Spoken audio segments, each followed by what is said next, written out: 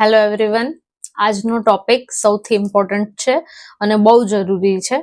આજના ટોપિકમાં હું કોઈ સબ્જેક્ટ વિશે કે કોઈ એક્ઝામ વિશે વાત નહીં કરું, પણ હું ઇન જનરલ તમને બધી જે પણ ઇમ્પોર્ટન્ટ ટિપ્સ છે એ આપીશ કે જો આપણે કોઈ પણ એક્ઝામ માટે પ્રિપરેશન કરીએ છીએ તો એમાં કઈ રીતે વાંચવું અને કઈ રીતે રિવિઝન કરવું, ટોપિક વાઇઝ કઈ રીતે પ્રાયોરિટી આપવી, એ બધી જે ઇમ્પોર્ટન્ટ વાત છે એના વિશે હું વાત કરીશ. અને કઈ રીતે રિવાઇઝ કરવું, યાદ રાખવું, આ બધું કોમ્પિટિટિવ એક્ઝામ માટે ઇમ્પોર્ટન્ટ છે અથવા કોઈ પણ ધોરણમાં ભણો છો તો એની પરીક્ષા માટે ઇમ્પોર્ટન્ટ છે. એ બધી વાત હું કરીશ. તો સૌથી પહેલા કે કોઈ પણ એક્ઝામ માટે કઈ રીતે વાંચવું. સપોઝ તમે કોઈ પણ જગ્યાએ કોઈ એકેડેમીમાં રૂબરૂ અથવા ઓનલાઈન ક્લાસ કરો છો, તમારો ગોલ કોઈ પણ એની XYZ એક્ઝામ છે, તો સૌથી પહેલા એક વસ્તુ યાદ રાખવાની કે તમે સબ્જેક્ટ વાઇઝ પ્રાયોરિટી આપો. સૌથી પહેલા તો તમારે જે કોઈ પણ એક્ઝામ આપવાની છે એના મેઇન સબ્જેક્ટ કયા છે? ઇતિહાસ, ભૂગોળ, બંધારણ, ગણિત, રીઝનિંગ, ઇંગ્લિશ, એ બધા છે ઇમ્પોર્ટન્ટ છે. પછી કરંટ અફેર્સ ને સામાજિક વિજ્ઞાન, મનોવિજ્ઞાન, એ બધા જે કોઈ સબ્જેક્ટ છે એને તમે એટલી પ્રાયોરિટી ના આપો. પહેલા જે બેઝિક સબ્જેક્ટ છે એ બધા ક્લિયર કરી લ્યો. જે 7 વિષય જે મેઇન છે એ સૌથી પહેલા કરો અને પછી બીજા બધા વિષય કરો. સૌથી વધારે પ્રાયોરિટી તમારે આપવાની છે ઇતિહાસ, ભૂગોળ, બંધારણ, એ બધાને તમારે સૌથી વધારે પ્રાયોરિટી આપવાની છે. બીજા સબ્જેક્ટ તમારે પાછળથી ઉપાડવાના છે અને સાવ છેલ્લે તમારે આ સામાજિક વિજ્ઞાન ને જે બધા જનરલ નોલેજની વસ્તુ હોય છે એ બધું સૌથી લાસ્ટમાં રાખવાનું છે. અને કરંટ અફેર તમારે ક્યારે શરૂ કરવાનું છે? માની લ્યો કે તમારે તલાટીની પરીક્ષા આપવી છે અને હજી સુધી તલાટીની નોટિફિકેશન એ બહાર નથી આવી, તો તમારે કરંટ અફેર્સને એટલો ટાઈમ નથી આપવાનો. તમારે ડેઈલી કરંટ અફેર્સ વાંચવાની જરૂર નથી. તમારે કરંટ અફેર્સ ક્યારે શરૂ કરવાનું છે કે જ્યારે નોટિફિકેશન આવે, તમે ફોર્મ ભરી દો ત્યારે તમે કરંટ અફેર્સ વાંચવાનું ચાલુ કરો. અને તમારે કોઈ પણ પરીક્ષા આપવી છે, તમે પાછલા 2 વર્ષ સુધીનું કરંટ અફેર્સ વાંચશો એટલું ઇનફ છે. તમારે 5-10 વર્ષ જૂનું કે એટલું બધું વાંચવાની જરૂર નથી. એટલે કરંટ અફેર્સને કેટલી પ્રાયોરિટી આપવી એ પણ તમને ખબર હોવી જોઈએ. હું એમ નથી કહેતી કે કરંટ અફેર્સ ઇમ્પોર્ટન્ટ નથી, પણ તમે એને વાંચવામાં ધ્યાન રાખો. તમે તમારી એક્ઝામને ધ્યાનમાં રાખો. જો તમે કોન્સ્ટેબલ, તલાટી કે ક્લાસ 3 ની એવી કોઈ પરીક્ષા આપો છો તો પછી તમારે GPSC લેવલનું કરંટ અફેર્સ વાંચવાની જરૂર નથી. કેમ કે જો કરંટ અફેર્સ સપોઝ 10 માર્ક્સનું પૂછાય છે તો તમે ગમે એટલું ડીપમાં વાંચશો, તમને આખું નથી આવડવાનું. પણ હા, તમે 10 માંથી 6-7 માર્ક્સ કવર કરી શકો એટલું તમે ઉપરથી વાંચી લેશો તો ચાલશે. કારણ કે પછી એ 10 માંથી 10 કવર કરવા માટે તમારે બીજી 10 બુક વાંચવી પડશે અને એ ડિટેલમાં. તો એટલો બધો ટાઈમ તમારે 1-2 માર્ક્સ ગેઇન કરવા કરતા તમે બીજા સબ્જેક્ટને વધારે પ્રાયોરિટી આપો, એટલે એમાં જે ઈઝી છે એ બધું તમને આવડી જાય. એટલે તમે પ્રાયોરિટી આપતા શીખો સૌથી પહેલા તો, કે કયા વિષયને કઈ રીતે પ્રાયોરિટી આપવી. આ એક વસ્તુ. બીજી વસ્તુ કે વાંચવું કઈ રીતે. તો તમે કોઈ પણ જગ્યાએ ક્લાસ કરો છો અથવા ઓનલાઈન ક્લાસ કરો છો તો તમને જે લેક્ચર આજે ભણાવ્યું છે, સપોઝ તમને આજે ઇતિહાસનો એક લેક્ચર ભણાવ્યો છે મૌર્ય સામ્રાજ્ય, તો તમારે ઘરે જઈ અને ઈ જ વાંચવાનું છે.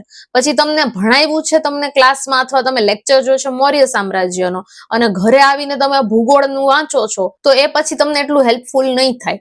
એટલે કે તમને જે આજે ભણાવ્યું છે, જે તમારા મગજમાં તાજું છે એ તમે વાંચશો એટલે તમને તરત યાદ રહી જશે. અને બની શકે તો એની નોટ્સ બનાવો. બરાબર, ઘણા નોટ્સ બનાવવામાં નથી માનતા. હું એમ નથી કહેતી કે તમે બધા સબ્જેક્ટની નોટ્સ બનાવો, પણ અમુક વિષયમાં તમે નોટ્સ બનાવવાનું રાખો.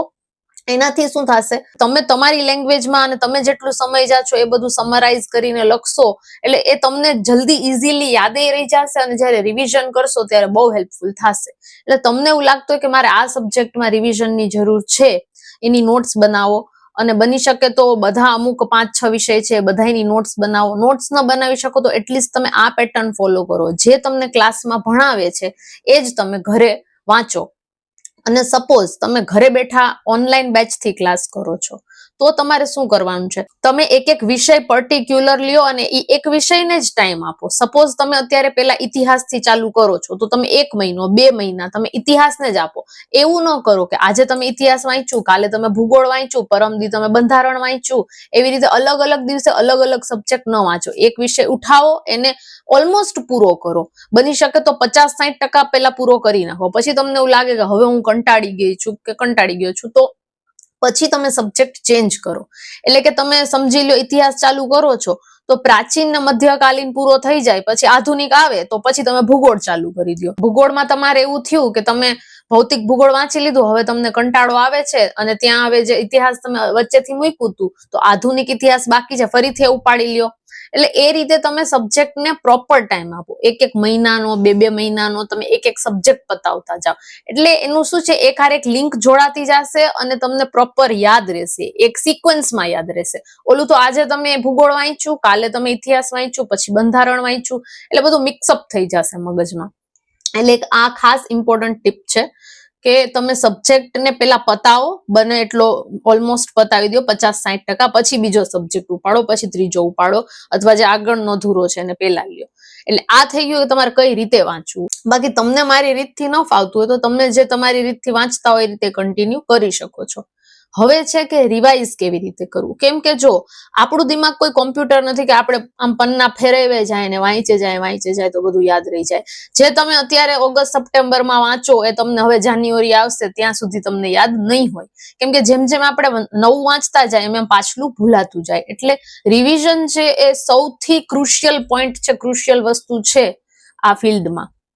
તમારે એકદમ ક્વોન્ટિટીમાં નથી વાંચવાનું. તમારે 10 બુકના થોથા વાંચી લીધા ને તમને એવું હોય કે ઓહ મેં તો ઘણું વાંચી લીધું છે, હું પાસ થઈ જઈશ.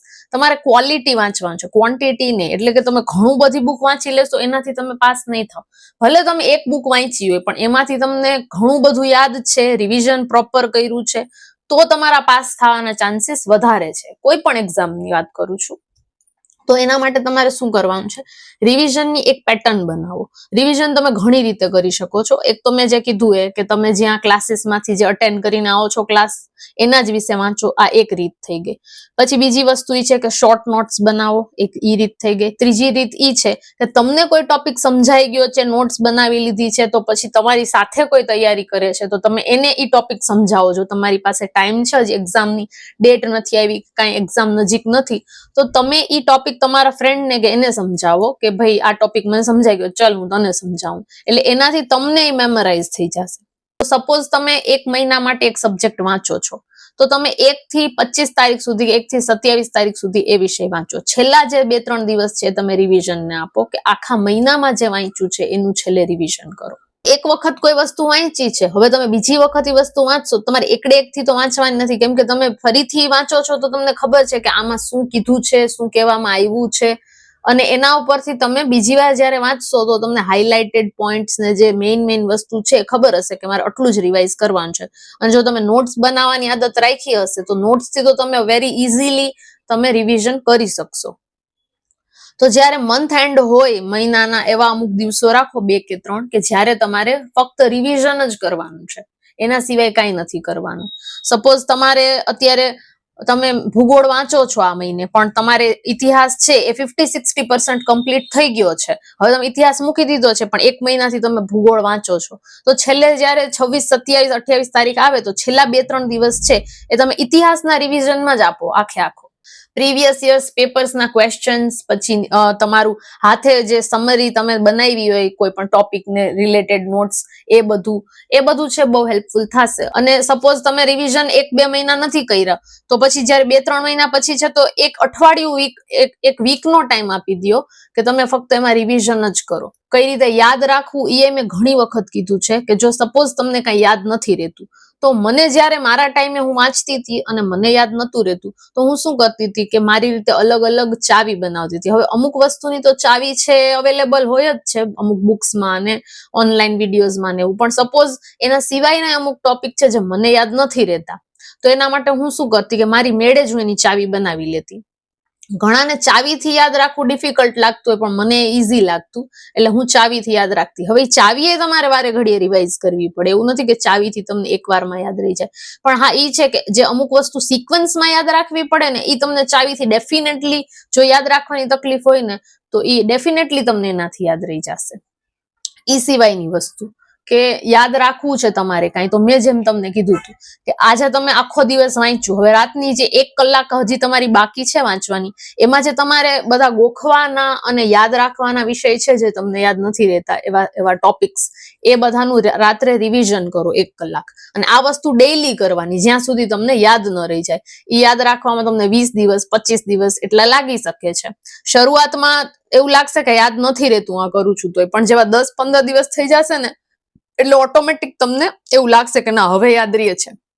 ડેઈલી રાત્રે સુતા પહેલા, આખો દિવસ ભલે ગમે એ વાંચ્યું હોય, પણ રાતના તમારે સુતા પહેલા 1 કલાક એનું રિવિઝન કરીને સુવાનું છે. એટલે એ તમને બહુ બેનિફિશિયલ થશે. અને એના સિવાય અમુક વસ્તુ જે યાદ નથી રહેતી તો લખીને કરવાની ટ્રાય કરો. 5 વાર લખો, 10 વાર લખો. જેમ કે જો સ્પેલિંગ છે, ઇંગ્લિશના અમુક સ્પેલિંગ્સ હોય છે ઇંગ્લિશ વોકેબ્યુલરીના, તો એ તમારે લખીને જ પાકા કરવા પડશે. ઘડિયા છે એ લખીને બોલીને પાકા કરવા પડશે. તો જે એવી અમુક વસ્તુ છે જે યાદ નથી રહેતી, તો એના માટે તમે 5-5, 10-10 વાર લખવાનું રાખો. એ સિવાયની હું તમને એડિશનલ અમુક ટિપ્સ આપું છું કે તમે તમારી બ્રેઇન મેમરી કઈ રીતે શાર્પ કરી શકો છો. આ રિવિઝન સિવાયની અમુક વસ્તુ છે, જેમ કે એક omega-3 કરીને એક કેપ્સ્યુલ આવે છે, બ્રેઇન માટે બહુ સારી હોય છે, તો તમે એ રોજ રાત્રે એક લેવાનું રાખો સુતા પહેલા, omega-3 ફેટી એસિડ્સની. અને જે નોનવેજ ને પેલું વાંધો ના હોય તો એ લોકો ફિશ ઓઇલ કરીને જે આવે છે એ લઈ શકે છે. જે પ્યોર વેજ હોય એ omega-3 ની આવે છે કેપ્સ્યુલ, એ લઈ શકે છે. અને જેને નોનવેજ થી પ્રોબ્લેમ ના હોય એ ફિશ ઓઇલ ની લઈ શકે છે. એ સિવાય તમે રોજ રાત્રે અખરોટ અને બદામ પલાળીને સુવો, અને સવારે ઉઠી અને એની છાલ કાઢીને બદામ ખાઓ અને અખરોટ ખાઓ. પ્રૂવન છે આ બધું કે આનાથી બ્રેઇનની મેમરીઝને થાય છે ફાયદો. અને હું પોતે કરતી, રોજ રાત્રે બદામ પલાળીને રાખતી, પછી આ રીતે કોઈ કેપ્સ્યુલ ને એવું છે એ બધું લેતી. એવું નથી કે ખાલી આનાથી જ થશે, પણ આ તમને હેલ્પફુલ થશે ફોર શ્યોર. એમ 1-2% તમને આ બધું હેલ્પફુલ થશે. એટલે આ બધું તમે ટ્રાય કરજો, અને 1-2 મહિનાની અંદર તમને ચેન્જીસ દેખાશે કે તમારી યાદદાશ્ત જે છે, મેમરી પાવર, એ થોડોક સ્ટ્રોંગ થઈ જશે પેલા કરતા. આ બધી જે મેં વાત કરી છે બહુ ઇમ્પોર્ટન્ટ છે, તો તમને હેલ્પફુલ થશે. એ સિવાયનો કોઈ ક્વેશ્ચન હોય તો કમેન્ટ કરો. ચલો મળશું નેક્સ્ટ વિડીયોમાં. બાય બાય, ટેક કેર, જય હિન્દ.